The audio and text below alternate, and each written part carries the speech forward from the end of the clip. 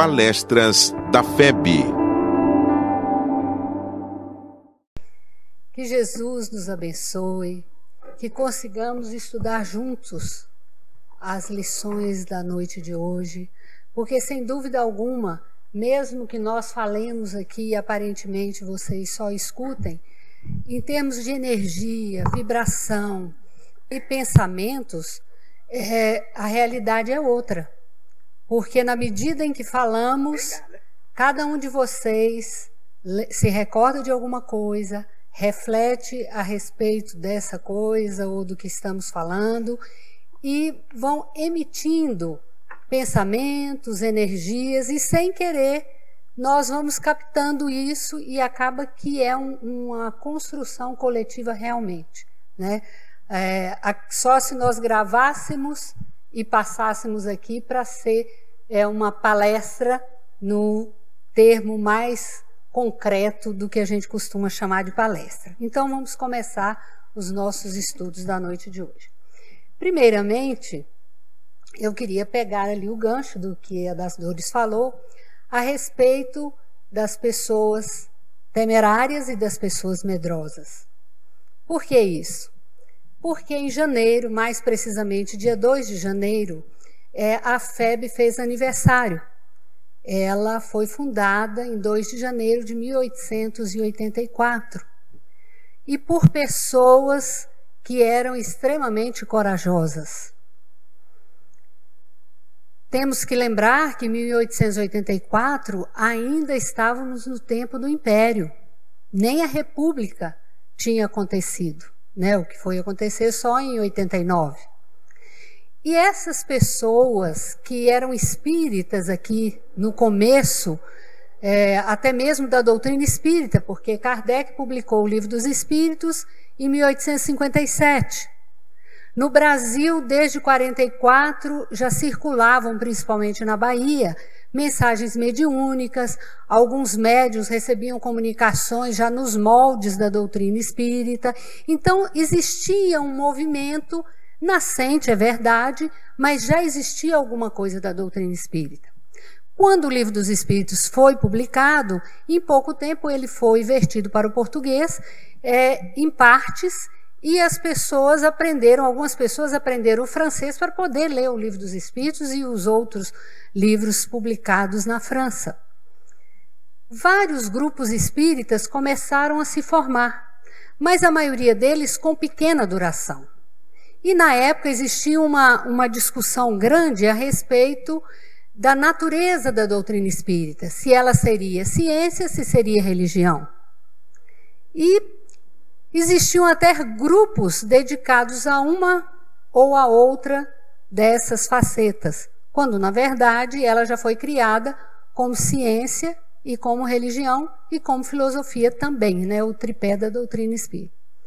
Mas, com todos esses grupos nascentes, era necessário, e os espíritas da época entendiam isso, principalmente no Rio de Janeiro, onde o movimento era bem mais desenvolvido, era necessário que existisse uma casa que congregasse, coordenando as atividades doutrinárias, porque senão as pessoas poderiam se perder cada uma para um lado, né? E a doutrina espírita pareceria mais uma colcha de retalhos do que um corpo único. Criaram, então, a Federação Espírita Brasileira. Só que, nessa época, ela não tinha... Alguns grupos se fundiram e criaram a federação, mas ela não congregava os outros. Ela só se propunha a ser a federação. Isso atendia a planos que já haviam sido feitos pelos espíritos. Este livro aqui, que deve ser conhecido até da maioria de vocês, porque ele é de 1944, Brasil, Coração do Mundo e Pátria do Evangelho, narra os trabalhos do plano espiritual e os acontecimentos do mundo físico que estavam envolvidos na busca de trazer a doutrina espírita para o Brasil, por uma escolha dos espíritos mesmo, por ser um país jovem, com características bem definidas, e a partir do nascimento de diversas criaturas comprometidas com a doutrina espírita, aqui no solo brasileiro. Então, esse livro conta como o plano espiritual e o plano físico se conjugaram para que o evangelho redivivo pudesse florescer aqui no Brasil. E surge a FEB, num ambiente muito tumultuado, porque já estava mais ou menos no fim do Império, e eu queria até ler aqui para vocês, porque é uma coisa bem curiosa, que na época vigia um código criminal de 1830, e o artigo 276 proibia celebrar em casa ou edifício que tenha alguma forma exterior de templo ou publicamente em qualquer lugar o culto de outra religião que não seja do Estado, penas de serem dispersos pelo juiz de paz os que estiverem reunidos para o culto, da demolição da forma exterior e da multa de 2 a 12 mil réis que pagará cada um dos reunidos. Isso levou a uma perseguição desde o começo à doutrina espírita. Inclusive, os mais estudiosos e mais batalhadores espíritas da época procuraram Dom Pedro II para explicar o que era a doutrina espírita, né, e dizer que o chefe de polícia estava querendo fechar todas as casas, né, ameaçando prender, e chegou até a prender um presidente de centro. Dom Pedro disse que não concordava com esse tipo de perseguição, e depois de algumas conversas e tal, ele determinou que não houvessem mais perseguições. E a doutrina espírita continuou, né, se desenvolvendo no Rio de Janeiro, que era a capital, né, do Império na época. Depois que a FEB já existia, que a República foi implantada, veio o primeiro Código Penal republicano. E qual não foi a surpresa que passou a ter um artigo até um pouco pior do que tinha no Império. Porque no capítulo dos crimes contra a saúde pública, vinha o 157, o artigo, praticar o espiritismo. E aí foi nomeado a magia e seus sortilégios, usar de talismãs e cartomancias para despertar sentimentos de ódio ou de amor. Olha a incoerência. Inculcar cura de moléstias curáveis ou incuráveis, enfim, para fascinar e subjugar a credulidade pública. Pena de prisão celular por 1 a 6 meses e multa de 100 a 500 mil contos de réis. Era uma coisa, 500 mil réis, né? Era uma coisa absurda, e aí os parágrafos continuam agravando as penas. Com isso, a doutrina espírita passou por um período muito difícil, chegou mesmo a ter que interromper as atividades por alguns meses. O reformador que antecede a FEB, a fundação da FEB, já circulava, teve que parar, porque a perseguição foi realmente atroz. Com isso, eles procuraram o governo provisório da época e explicaram o que era a doutrina espírita, colocaram que ela só fazia realmente o bem, estudava, os pontos de vista todos, e, apesar de não revogarem as determinações policiais, nunca mais perseguiram. Curiosamente, por conta dessa suspensão, vocês viram que abrangeram não só a doutrina espírita, como todos os cultos afros, né? Curiosamente, como eles não perseguiam centros espíritas, casas espíritas, mas continuavam a perseguir todos os outros nomeados ali, vem daí o costume de qualquer religião, né, afro, durante muito tempo, colocar, por exemplo, centro espírita Pai Oxalá, digamos, porque era para se livrar da perseguição da polícia lá no nascimento da República. Hoje isso já não é mais necessário, mas muitos ainda continuam com esse costume. E a FEB, caminhando um pouco mais, tentou trabalhar sempre não para se tornar uma entidade que tivesse qualquer ascendência sobre as outras casas espíritas, mas para coordenar os trabalhos doutrinários, com uma forma de união, de troca de experiências, não é? E em 1949 foi criado o Conselho Federativo Nacional, que nós gostaríamos de conversar um pouquinho a respeito disso. Porque este conselho é formado pelas federativas estaduais.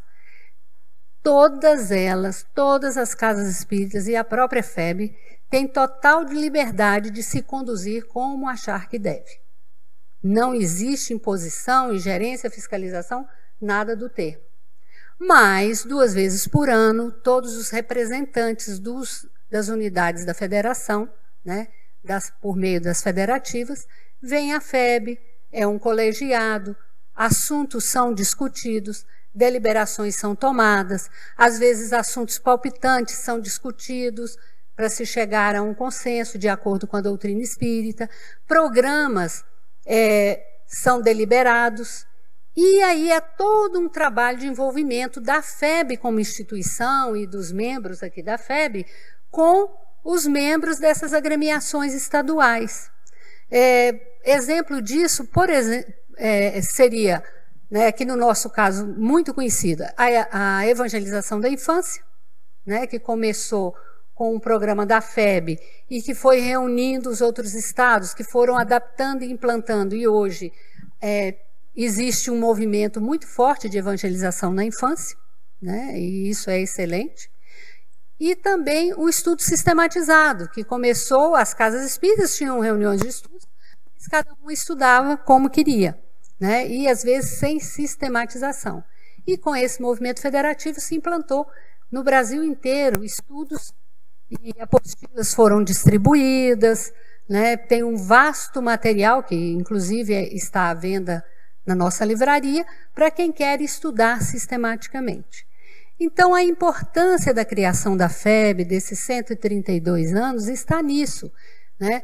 Não é só uma casa espírita, todas as casas espíritas têm seus méritos inegáveis, mas o papel da FEB, e que fica muito bem retratado, né, no Brasil, Coração do Mundo, Pátria do Evangelho, é a de coordenar esse movimento, porque o CFN é um conselho que está na estrutura da FEB. Por que que nós entendemos que é importante essa coordenação, todo esse movimento federativo? Porque os espíritos têm dito desde sempre que não há necessidade de gastarmos energias procurando adeptos e prosélitos. O objetivo não é que todos se tornem espíritas, mas devemos usar toda a nossa capacidade laboral para difundirmos os postulados espíritas. Por quê? Os postulados espíritas são basicamente a crença na existência de Deus, na imortalidade da alma, na pluralidade das existências, na pluralidade de mundos habitados, não é? E tudo isso cria uma ideia que precisa ser difundida. Hoje, principalmente 2017 para nós brasileiros, o desânimo, a decepção, campeiam pelo meio da sociedade. Todos nós conhecemos núcleos que estão profundamente desestimulados, profundamente desiludidos e sem coragem para começar novos empreendimentos, novas atividades e até mesmo a reforma íntima. Mesmo vendo que existe um esforço grande de parte da população para colocar a honestidade como um valor, se deixam contaminar pela descrença que está estampada no fato de vermos os dirigentes da nação em penitenciárias comuns, sendo acusados de crimes terríveis, porque normalmente crimes contra a população e a população mais carente, porque quando faltam recursos nos hospitais, quando faltam escolas, principalmente nas regiões mais pobres, os mais carentes é que sofrem. E isso tem trazido para o Brasil um desânimo que não tem passado.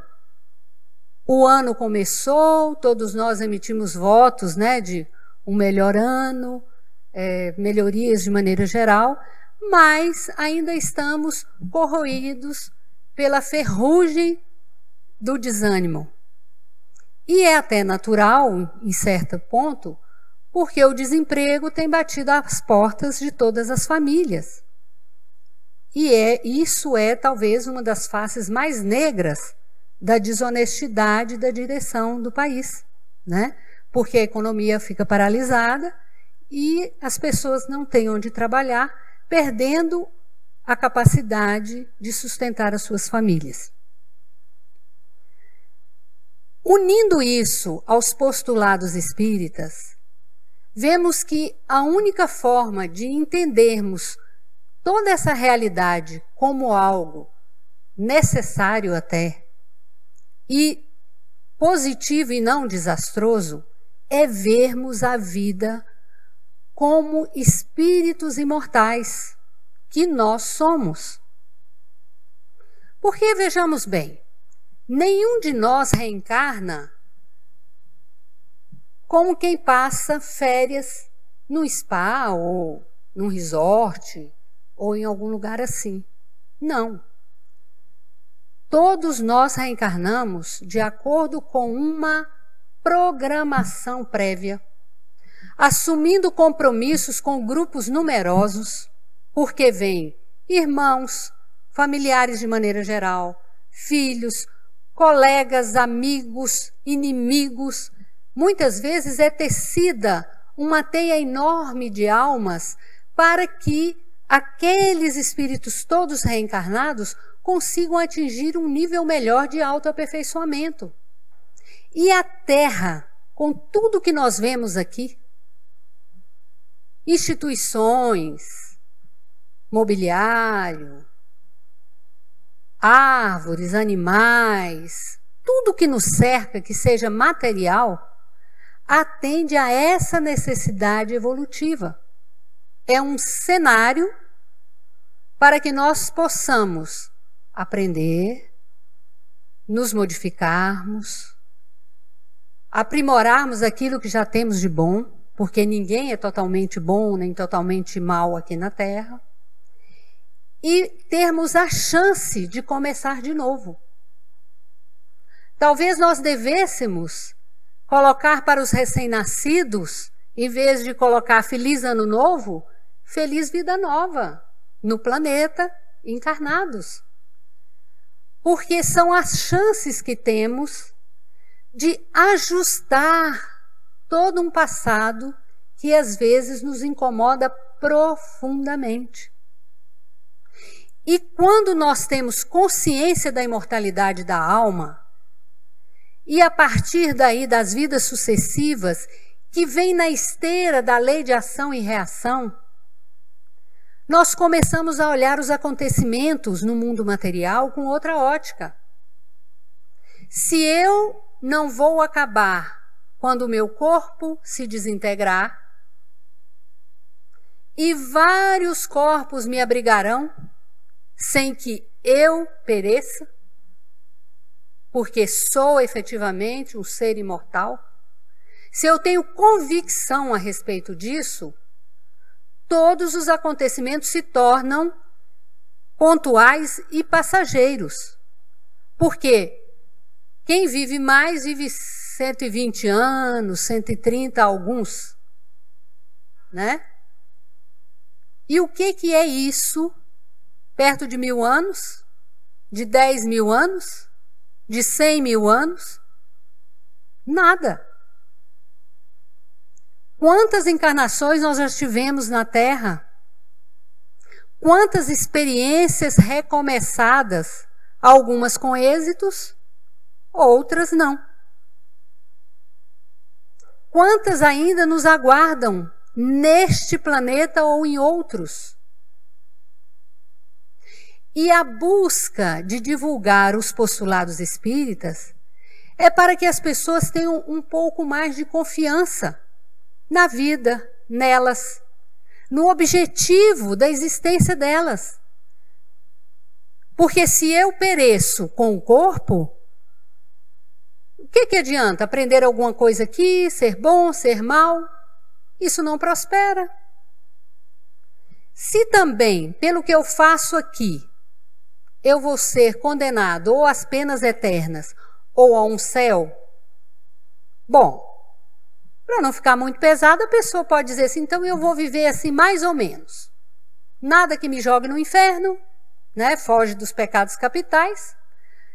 E se não for para o inferno, eu vou para o céu mesmo, eu posso ser o último lá do céu, mas vou estar no céu e tudo bem. Seria um pensamento assim bem racional, né?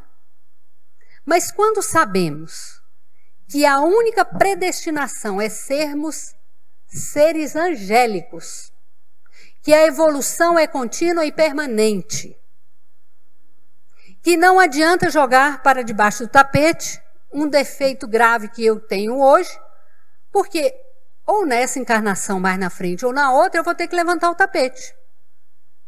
Então, a decisão é procrastino ou enfrento. Se eu sei também que eu vivo as experiências que vão me ajudar a compreender melhor tudo a meu respeito, a respeito dos outros, a me situar e a tentar me aprimorar, o desemprego passa a ser uma experiência que por alguma razão aconteceu na minha vida e que eu preciso aprender esta lição. Uma doença, igualmente, é uma lição que chega e que depois se vai. Uma pessoa que hoje, numa primeira tomada, eu odeio, não tem aquelas pessoas que você conhece e você fala, meu Deus do céu, com essa aí, quer nem passar perto, quer ser vizinho, não quer ser nada. Uma pessoa desse tipo é uma demonstração clara de que são antigas inimizades, e aí não vem ao caso se nós fizemos sofrer ou se sofremos. Porque o fato é que o sentimento é de ódio. E o sentimento de ódio é corrosivo para quem o emite, porque respiramos primeiro aquilo que emitimos. Uma ilusão a gente pensar que eu vou emitir para dentro ali uma energia bem ruim e vai e não volta. Não. Essa energia vai criar a minha psicosfera individual. E eu vou respirar ela primeiro por todos os poros. Então o ódio é corrosivo para quem emite e se a pessoa der guarida, para quem recebe. Se eu não conseguir de toda forma pacificar esse sentimento, eu tenho a obrigação de ir diminuindo. Está aqui, eu diminuo para cá, depois um esforço maior, eu diminuo mais um pouco, com os inimigos, com as malquerências dessa e de outra vida. Porque se o esforço é evolutivo, por que eu vou arrastar um ódio ou criar novos? Para que eles sejam um tropeço na minha vida. Porque vida é muito mais do que uma encarnação. A nossa vida mesmo é perene, não é a vida do corpo. Eu vivo aqui, deixo o corpo, vivo lá, às vezes um período até maior do que eu vivi aqui, volto, e vou e volto, aprimorando sempre. Então, conhecer isso nos ajuda a enfrentar melhor o dia a dia, a ter mais esperança, porque a gente olha e diz, meu Deus, eu sou um ser imortal primeiro. Posso perder o corpo, mas não vou perder a vida. Depois que o raio, em termos espirituais, não cai na cabeça errada. As experiências minhas são minhas. E nós podemos olhar aqui no Brasil, na nossa família. Você pega um grupamento assim de 50 pessoas, morando na mesma cidade, pode morar até na mesma quadra. Você vai encontrar pessoas felicíssimas, pessoas depressivas e infelizes, que se dizem infelizes mesmo, pessoas medianas, pessoas esperançosas, pessoas desesperançosas. Por quê? Porque cada um é um espírito, é um indivíduo, com um lastro de muitas vidas e com determinações internas bem particulares do que quer fazer desta vida ou daqui para frente. Então, o que nos leva todos a vir aqui, a tentar compartilhar ideias, a estudar, a colocar revistas, jornais, é para que mais pessoas tenham acesso à maravilha que é saber isso. Quando você vê na televisão uma criança que nasceu com microcefalia, se você tem essa visão, você diz, olha, que Deus ajude esse espírito e essa família a enfrentar essa vida, essas dificuldades. Claro que o esforço nosso tem que ser para descobrir curas, para combater doenças, para melhorar, porque a espiritualidade sempre fala que o esforço de um se reverte para o esforço da comunidade, e que todos nós, como compartilhamos tudo, temos o direito de usufruir dessas caminhadas. Assim como na hora que nós melhoramos o nosso padrão mental, começamos a emitir energias melhores, deixamos uns momentos, pode estar até dirigindo, mas começa a fazer uma prece mental, ouvir uma música mais calma, desejar que as pessoas que estão por ali, passando por nós, vivam melhor, que consigam amar mais. Toda hora que nós fazemos isso, nós compartilhamos essa energia positiva e recebemos dos outros, boas e más. Então, temos sim todos que correr atrás das curas, porque não existe um determinismo, a pessoa tem que nascer com microcefalia e só serve essa doença. Não. A pessoa tem que vencer algumas dificuldades, pode nascer com N tipos, né? Ou de dificuldades, de doença, disso, daquilo, porque o importante é a lição. É a lição. É igual quando um professor fala assim, o aluno, para passar para o primeiro ano, agora tem que saber ler e escrever letra de forma. Não importa se ele está aprendendo em casa, se ele aprendeu com a irmã, com a tia, com a avó, com a professora particular. Não importa. Não importa se ele foi para a praia e aprendeu lá. O importante é o seguinte, ele precisa aprender e aprendeu, ou não. Então, quando nós olhamos uma dificuldade dessas, podemos desejar que essa pessoa consiga aproveitar essa experiência difícil e não precisar voltar nela. Nem ela, nem os pais. E isso é que torna a compreensão mais importante, porque nasce também a energia para trabalhar. Não é um desespero, não podemos sentar e dizer, meu Deus, agora cai o mundo na minha cabeça, porque nada está perdido nunca. A vida é contínua e somos imortais. Por fim, eu queria só lembrar uma história que está nesse livro aqui, Os Mensageiros, que é de André Luiz, que conta muito bem essa questão de como as pessoas chegam de maneira diferente no plano espiritual, de acordo com o que viveram. Aqui, nesse caso, tem uma instituição que chama Campos da Paz, que é dirigida por um casal, Alfredo e Ismalha. Só que quando o André Luiz chega com a equipe, o Aniceto e mais outras pessoas, ele vê aquele casal e acha bonito assim os dois, né? pessoas gentilíssimas e trabalhadoras e tal. E ele comenta com o dono da casa, né? O dono da casa contando as dificuldades que aquela região tinha, porque era uma instituição muito próxima da terra. Aí o André Luiz diz, mas você tem uma coisa maravilhosa, que é ter uma companheira como Ismália junto com você. O Alfredo ri e diz a ele que a Ismália é uma companheira maravilhosa de fato, só que ela não reside ali. Ela vai uma vez por mês visitá-lo e animá-lo no trabalho. E aí conta a história deles na última encarnação. Que ele era casado com a Ismália e era um homem de posses, tinha muitos negócios, ficava muito fora de casa e ela cuidava dos filhos e era uma companheira excepcional. Mas ele tinha um sócio e ele não sabia que esse sócio tinha assediado a Ismália anos a fio. E porque ele gostava muito do sócio, ela nunca falou para ele o que acontecia. E isso, né, no começo do século passado. Com raiva da Ismália, o sócio começou a envenená-lo contra ela, dizendo que não existia mulher honesta, que não sei o quê, que a Ismália não era tão boa quanto parecia, mas ao longo do tempo ele foi jogando os venenos. E quando o marido já estava morto de ciúmes, ele contratou uma pessoa para ir à casa deles, entrar num armário.